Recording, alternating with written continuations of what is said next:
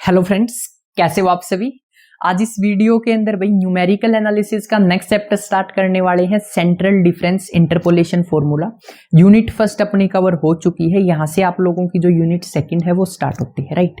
तो इस चैप्टर के अंदर जो सेंट्रल डिफरेंस इंटरपोलेशन फॉर्मूला है, इसके अंदर 4 फॉर्मूले हैं भाई आप लोगों के सिलेबस में। First formula is Gauss forward interpolation formula, second one is Gauss backward interpolation formula, third one is Stirling formula and fourth one is Bessel's formula. तो ये 4 फॉर्मूले आप लोगों को इस चैप्टर के अंदर पढ़ने हैं। अब क्या करने वाला हूं मैं, आप लोगों को वर्किंग रूल बताने वाला हूं। ये लगा लो जो वर्किंग रूल होगा वो जर्नल होगा। अब वर्किंग रूल से क्या होगा, इस वर्किंग रूल की हेल्प से आप लोग जितने भी क्वेश्चंस हैं इन फॉर्मूलाज से रिलेटेड वो आप सोल्व कर सकते हो, राइट। अब वो वर्किंग रूल क्या होगा, थोड़ा सा वेट करो, सारी चीजें क्लियरली बताएंगे। तो फर्स्ट ऑफ ऑल बात आती है कि सेंट्रल डिफरेंस इंटरपोलेशन फॉर्मूला पढ़ने की जरूरत क्या है, राइट। तो सबसे पहले समझो,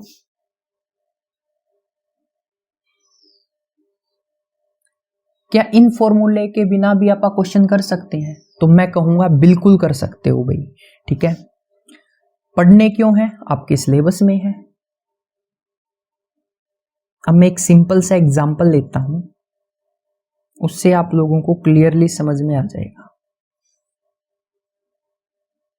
यहां पर कुछ ना कुछ y की वैल्यू है, ठीक है, जो भी आप रैंडमली पुट करना चाहो। तो अब होता क्या था भाई, जब आप लोगों को बोल दिया जाए कि y की वैल्यू फाइंड करो, किसकी वैल्यू फाइंड आउट करो, y की वैल्यू फाइंड आउट करो, जब मेरे पास जो x है क्या हो, जब x की वैल्यू क्या हो, 12 हो, ठीक है। तो आप लोग क्या करते थे, सबसे पहले देखते थे 12 कहां लाई कर रहा है। तो 12 कहां लाई करेगा, समथिंग यहां पर लाई करेगा।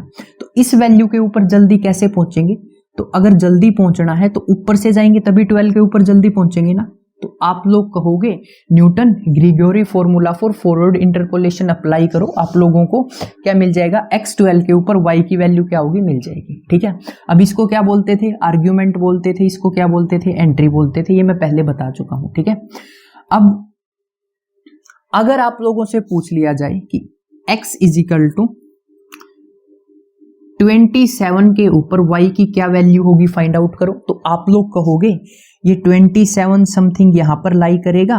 तो अगर मैं नीचे से जाता हूं तो x इजिकल टू 27 के ऊपर जल्दी पहुंचूंगा। तो यहां पर आप लोग क्या करोगे, Newton formula for backward interpolation, right. यहां पर क्या यूज किया था, Newton formula for forward interpolation, Newton formula for backward interpolation, ठीक है। अब इमेजिन करो, अगर आपकी जो वैल्यू है कहीं आर्ग्यूमेंट के बीच में लाई करे। फॉर एग्जाम्पल, अगर आप लोगों से बोल दिया जाए कि x इज इक्वल टू 17 या 18 के ऊपर, 17 लगा लो, आपके ऊपर डिपेंड करता है, x इज इक्वल टू 17 के ऊपर y की वैल्यू क्या होगी वो फाइंड आउट कर दो, ठीक है। तो x इज इक्वल टू 17 कहां लाई करेगा, कहीं ना कहीं यहां पर लाई करेगा, ठीक है, कहीं ना कहीं यहां पर लाई करेगा। ये मैंने क्लाउड की फॉर्म में बना दिया, ये कहीं ना कहीं यहां पर लाई करेगा। ये क्या होगा, 17 मैं मेंशन कर देता हूं यहां पर। तो आप लोग क्या करोगे, जब जो आर्ग्यूमेंट की वैल्यू है वो सेंटर में लाई करती है, ठीक है, आर्ग्यूमेंट की किसी सेंटर की वैल्यू के ऊपर एंट्री की वैल्यू फाइंड आउट करनी हो, मैं लैंग्वेज यूज कर रहा हूं, सिंपल भाषा में बोले कि x की वैल्यू अगर सेंटर में लाई करती है और उस सेंटर वाली वैल्यू के लिए आपको y की वैल्यू पूछी जाए, तो in that case we use central difference interpolation formula, ठीक है। अब सेंट्रल डिफरेंस इंटरपोलेशन फॉर्मूला 4 तरह के होते हैं। तो सेंट्रल के केस में भाई आप ये 4 फॉर्मूले क्या करते हैं, यूज करते हैं, ठीक है। एक बारी फिर से सुनो, ध्यान से सुनना।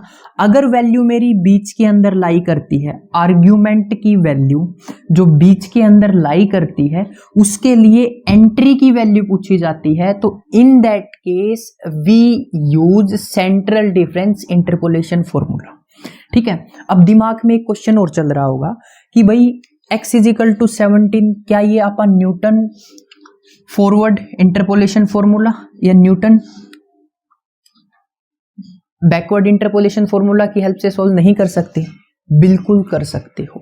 जब आप इसको Newton formula for forward interpolation, Newton formula for backward interpolation से सोल्व करोगे तो भी आपको वैल्यू मिल जाएगी। तो बात आती है सेंट्रल की जरूरत क्यों है, तो मैं बता दूं ये सिलेबस के अंदर है, पढ़ना पड़ेगा। पहली बात तो ये है।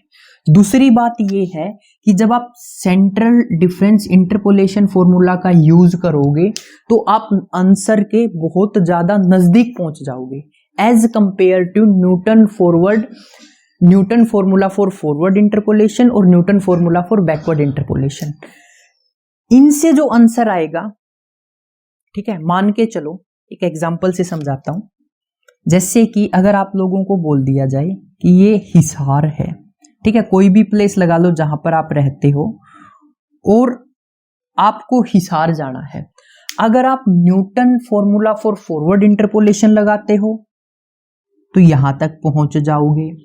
Newton formula for backward interpolation लगाते हो तो यहां तक पहुंच जाओगे। ठीक है, ये किसके लिए है? Newton formula for forward interpolation, और ये किसके लिए है? Newton formula for backward interpolation. ठीक है, अब बात आती है अगर मेरे को हिसार जाना है और मैं सेंट्रल अप्लाई करता हूं तो ये लगा लो भाई, कहीं ना कहीं मैं हिसार के बिल्कुल पास पहुंच जाऊंगा। हिसार के बिल्कुल पास पहुंच जाऊंगा कब? जब मैं क्या अप्लाई करता हूं? Central difference interpolation formula. किसके केस में? जब मेरी आर्ग्यूमेंट की वैल्यू सेंटर के ऊपर लाई करती है, यानी कि आर्ग्यूमेंट के अंदर जो वैल्यू है वो कहीं ना कहीं सेंटर के आसपास लाई करती है। राइट, अब इसके अंदर जरूरत आप लोगों को समझ में आ गई कि सेंट्रल डिफरेंस इंटरपोलेशन फॉर्मूला कब अप्लाई करना है, जरूरत क्या है। तो ऑन एन एवरेज बात ये आती है भाई कि जब आप आर्ग्यूमेंट की वैल्यू सेंटर में दी होती है या फाइंड आउट करनी होती है, तो जब ये फॉर्मूला लगाते हैं तो वैल्यू के भाई नजदीक पहुंच जाते हैं। ठीक है, बट जब सेंट्रल डिफरेंस इंटरपोलेशन फॉर्मूला लगाते हैं तो उस वैल्यू के और नजदीक पहुंच जाते हैं। ठीक है, एक एग्जांपल से समझाता हूं कैसे। ये अपनी जगह ठीक है, ये सेंटर के केस में अपनी जगह पे ठीक है। ये लगा लो BFF, best friend for ever. ये क्या है? ये GF है। समझ में आ गया? बेस्ट फ्रेंड फॉर एवर, एक लड़का है, राइट, उसकी एक लड़की बेस्ट फ्रेंड फॉर एवर है। ठीक है, अब ये उसकी GF, कौन ज्यादा नजदीक होगी? ये ज्यादा नजदीक होगी ना। तो समझ में आ गया, ये सिंपल सा एग्जांपल है। राइट, अब बात आती है भाई वर्किंग रूल की। ठीक है, रफ कर दूं, स्क्रीनशॉट लेना है ले सकते हो। ये सिंपल सा इंट्रोडक्शन था भाई, बुक के अंदर थ्योरी दी हुई है, मैंने जस्ट बता दिया। सबसे पहले इन फॉर्मूलेज की जरूरत ही नहीं है भाई, अपने पास Newton formula for forward interpolation और Newton formula for backward interpolation से उनसे बात बन जाएगी। अब सिलेबस के अंदर है तो पढ़ना पड़ेगा, यहां से एक क्वेश्चन कंफर्म आता है। ठीक है, अब मैं लिख रहा हूं भाई जर्नल फॉर्मूला, वर्किंग रूल लिख देते हैं। चलो, वर्किंग रूल, कौन सा working rule? Journal working rule. Working rule कौन सा? जर्नल। अब इसका मतलब क्या है? मतलब भी समझाते हैं। स्टेप नंबर 1, स्टेप नंबर 1 क्या है मेरे पास? Shift origin. स्टेप नंबर क्या है? Shift origin. Step first, shift the origin, shift the origin. अब ये क्या मोहमाया है? 2 मिनट रुको, समझाते हैं। याद कर लो, ओरिजिन को क्या करना है? शिफ्ट करना है। पहला काम ओरिजिन को शिफ्ट करना है। Step number 2, find you. You, हाँ बिल्कुल सही, फाइंड यू। अब यू ये वही है जो आप प्रीवियस में पढ़ के आए हैं, x minus a upon h। क्या? x minus a upon h। x क्या होता था मेरे पास? Where x is equal to जो वैल्यू फाइंड आउट करनी है, जो वैल्यू फाइंड आउट करनी है, फाइंड आउट करनी है। x नो, ये जो a है ये क्या होता था? आर्ग्यूमेंट की फर्स्ट वैल्यू, आर्ग्यूमेंट की जो पहली वैल्यू होती थी, फर्स्ट वैल्यू, जिसको जर्नली आप क्या बोलते थे? x नोट बोलते थे।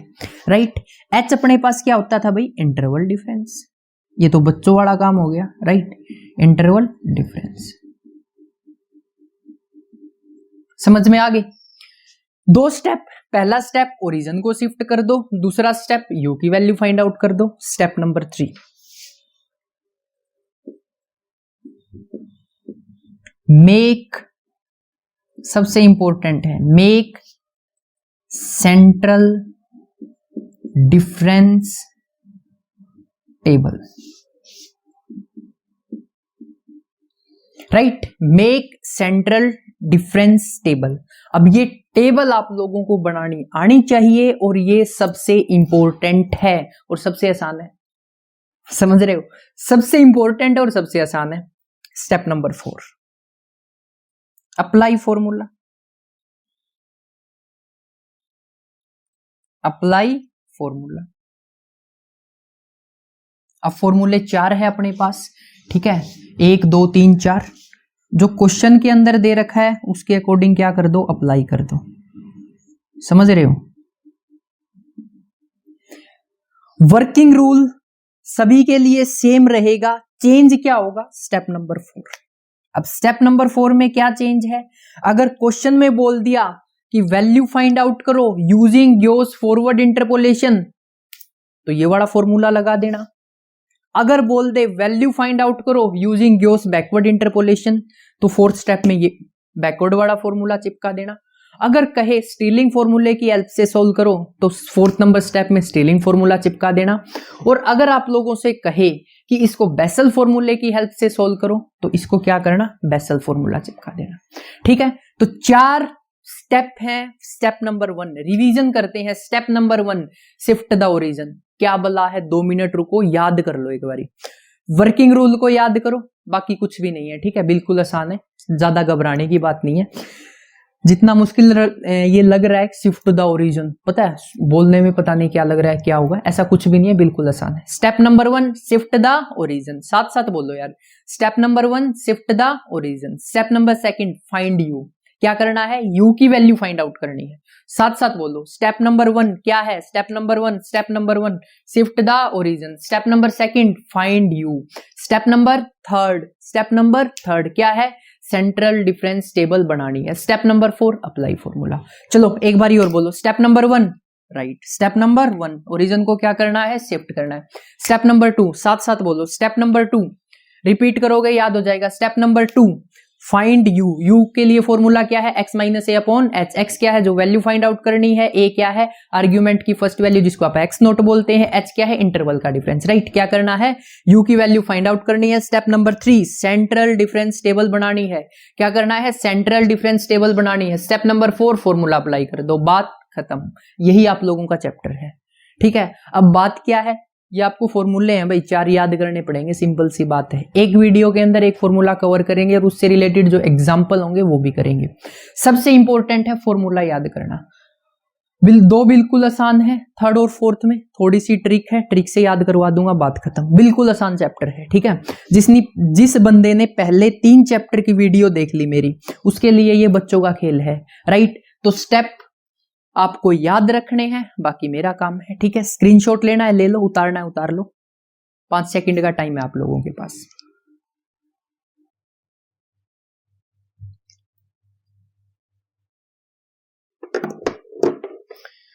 तो सिंपल सी बात है भाई, वर्किंग रूल के अंदर आप लोगों को 4 स्टेप याद रखने हैं, ठीक है। फर्स्ट स्टेप के अंदर क्या था, ओरिजिन को शिफ्ट करना है।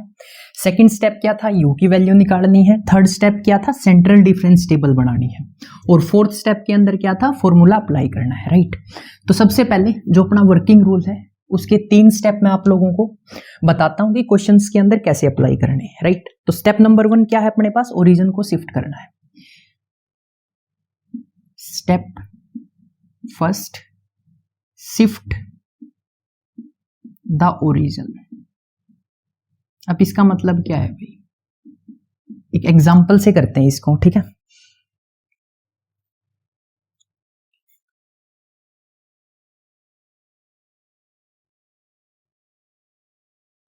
मैं एक टेबल बनाता हूं, ठीक है, ये गिवन होगा आप लोगों को।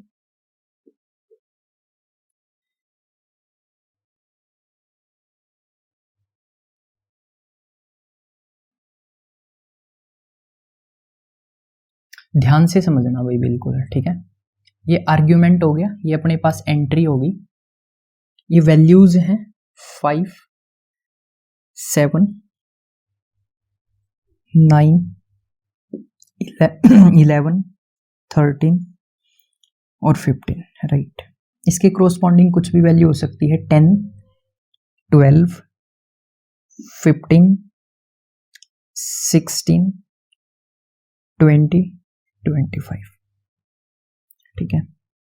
अब अपने पास जर्नल केस क्या होता था भाई? जर्नल केस के अंदर जो अपने पास टेबल होती थी वो कुछ इस तरह से होती थी। ये x होता था, ये y होता था, x naught, y naught, x1, y1, x2, y2, x3, y3, x4, y4 and up to so on. इस तरह से टेबल होती थी, राइट। अब क्या होगा भाई, आपको बोल देगा कि मेरे पास जब x इजिकल टू 9.8 है, क्या है, x इजिकल टू 9.8 है, उस टाइम पे y की वैल्यू क्या होगी बता दो। अब 9.8 कहां लाई करता है? 9.8 समथिंग यहां पर लाई करेगा, ठीक है। यहां पर होगा क्या, 9.8। तो अब आप लोगों को क्या करना है, ओरिजिन को शिफ्ट करना है। शिफ्टिंग का मतलब क्या होता है, देखो ध्यान से समझना भाई, ये सबसे मेन स्टेप है, ठीक है। अब शिफ्टिंग का मतलब क्या है कि 9.8 के पास वाली वैल्यू, ध्यान से सुनना, 9.8 के पास वाली वैल्यू, ये x ही होगा मेरे पास, ये y होगा,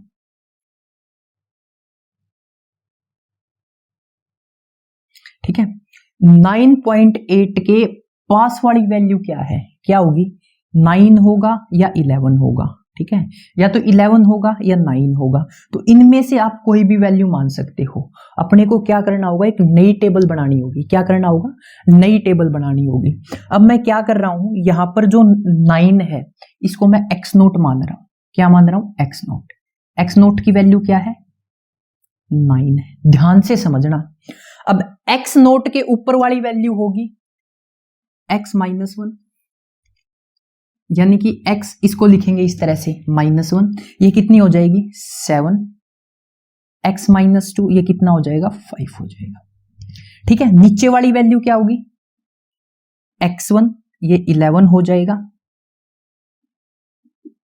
x1 क्या हो गया 11 हो गया, x2 मेरे पास क्या हो जाएगा, ये हो जाएगा 13, और x3 मेरे पास क्या हो गया, ये हो गया 15।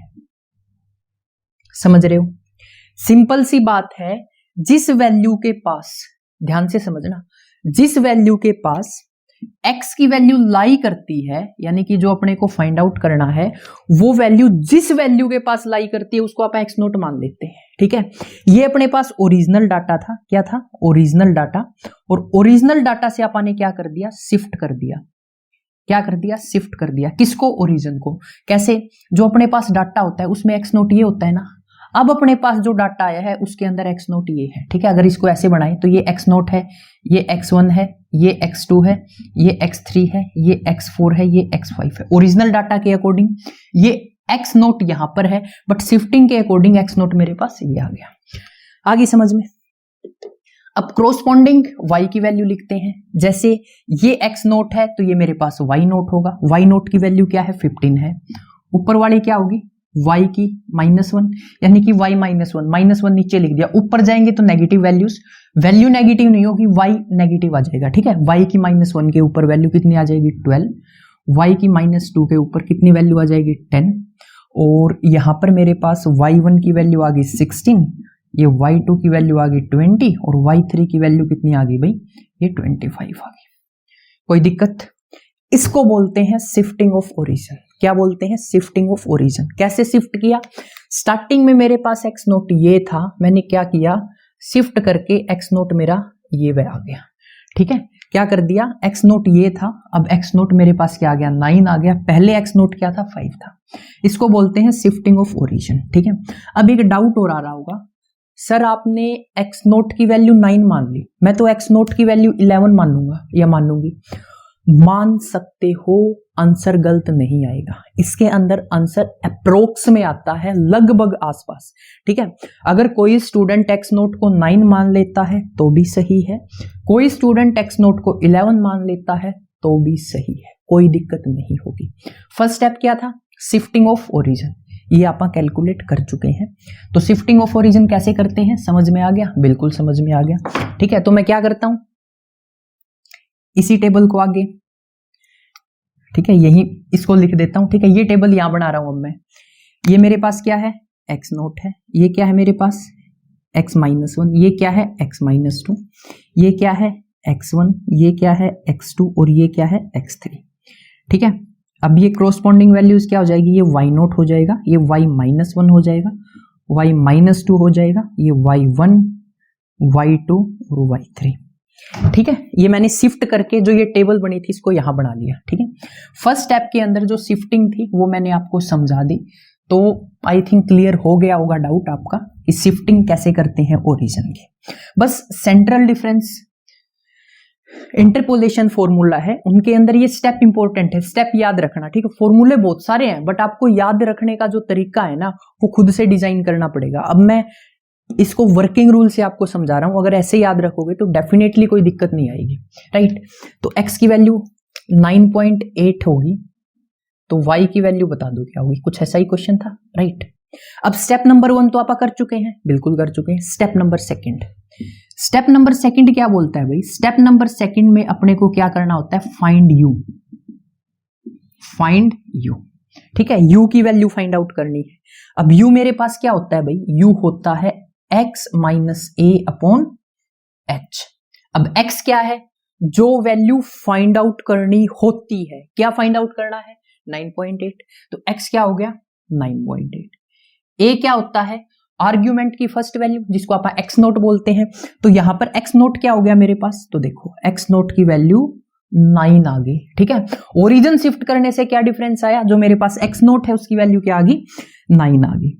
और इंटरवल का डिफरेंस आप लोग समझदार हो, 5 2 7 7 2 9 यानी कि 2 का डिफरेंस है, तो ये मेरे पास क्या आ गया भाई, ये आ गया 0.8 अपॉन 2, 0.8 अपॉन 2। सोल्व करेंगे 8/20 क्या आ गया, 8/20, ये आ गया 2/5 यानी कि 0.4।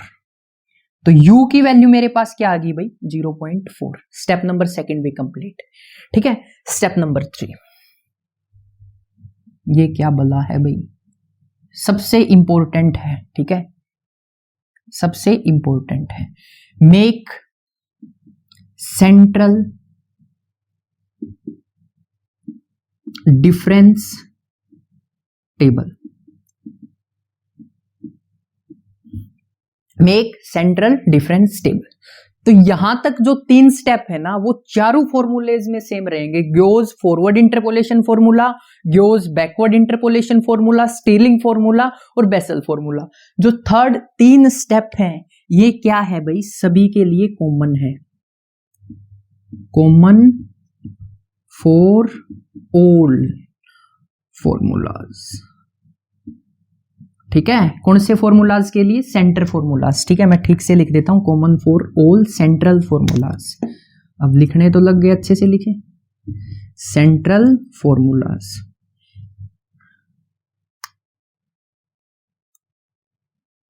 राइट, अब देखो क्या बनानी है, सेंट्रल डिफरेंस टेबल। नाम से पता नहीं, सेंट्रल डिफरेंस टेबल है कुछ नहीं, कैसे बनाते हैं देखो।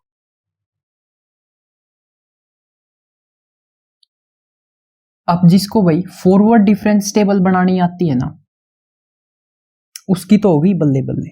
ठीक है, जिसने पहली 3 चैप्टर की वीडियोस कंप्लीट की हुई है उसके लिए कुछ भी डिफिकल्ट नहीं है। ठीक है, तो फर्स्ट कंडीशन इज दैट आपको जो फॉरवर्ड डिफरेंस टेबल है वो थोड़ी बहुत बनानी आनी चाहिए। राइट, तो सबसे पहले भाई अपने को करना क्या होता है, डाटा गिवन है, यहां पर आप कैलकुलेट करते हैं डेल वाई।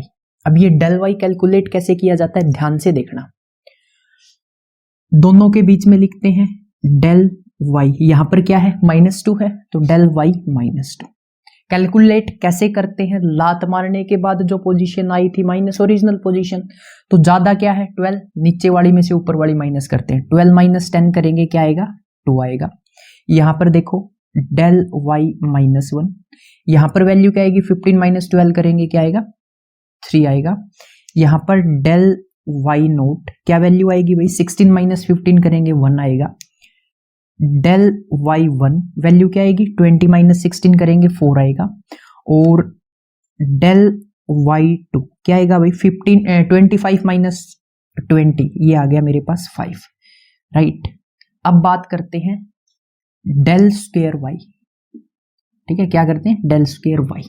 अब डेल स्क्वायर वाई कैसे निकाला जाता है, यहां पर लिखो डेल स्क्वायर वाई -2, 3 - 2 किया 1 आ गया। यहां पर डेल स्क्वायर वाई -1, 1 - 3 किया माइनस का 2 आ गया। ये मेरे पास डेल स्क्वायर वाई नोट क्या आएगा 4 - 1 करेंगे 3 आएगा।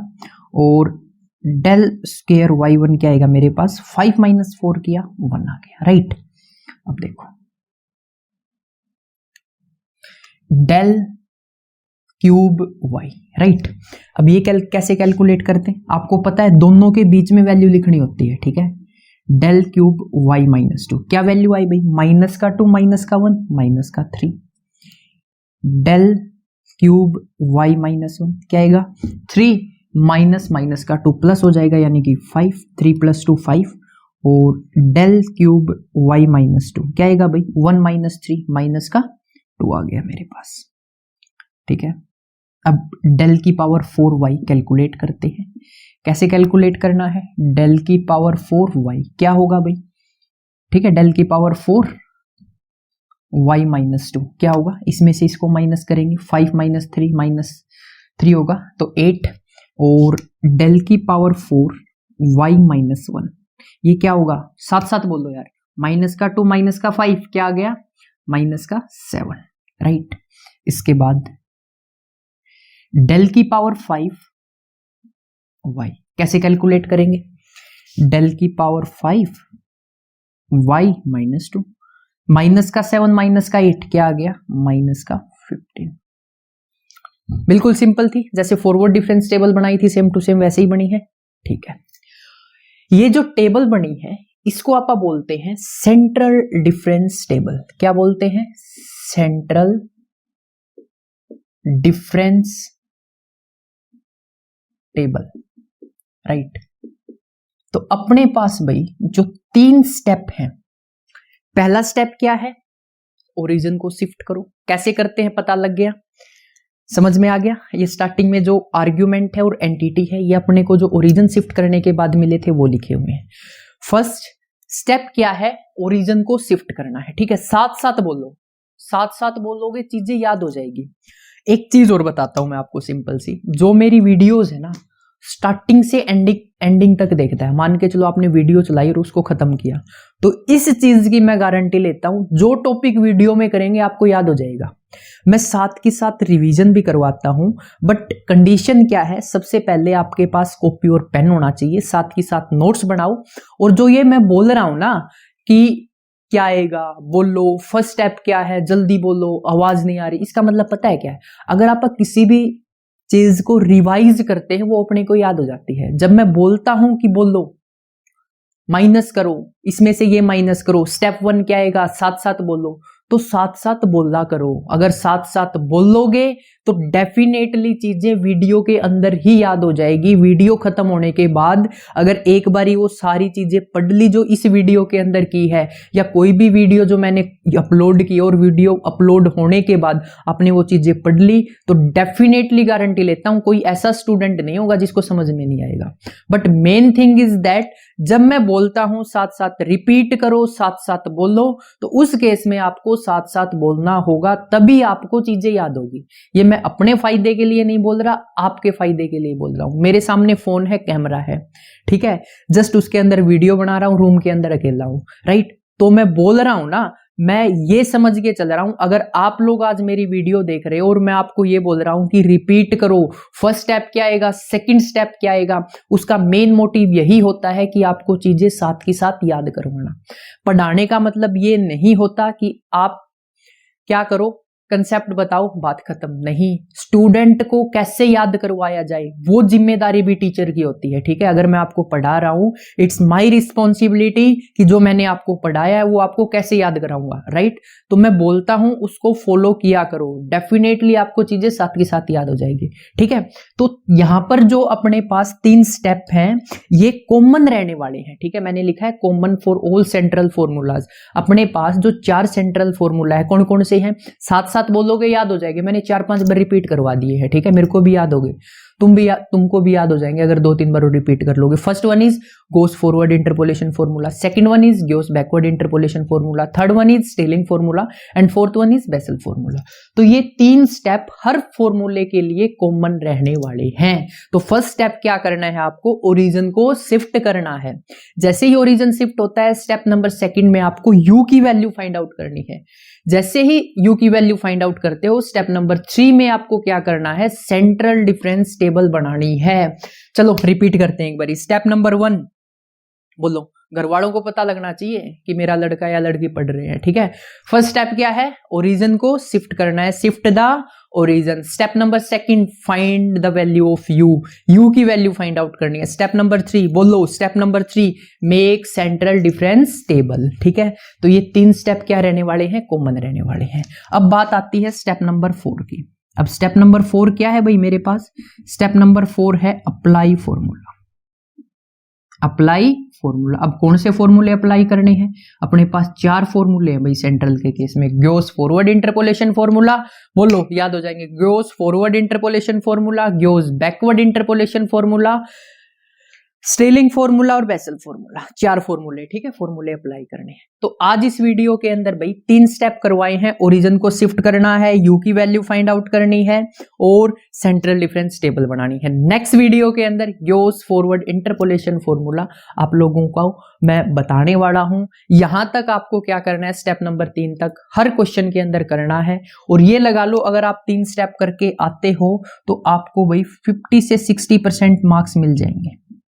ठीक है, 50% मार्क्स तो टीचर दे ही देगा। अगर बाय चांस आप फॉर्मूला भूल गए या कुछ हो गया, बाय चांस मान के चलो, तो 50 से 60% आपको इस क्वेश्चन के अंदर मार्क्स मिलने वाले हैं, राइट।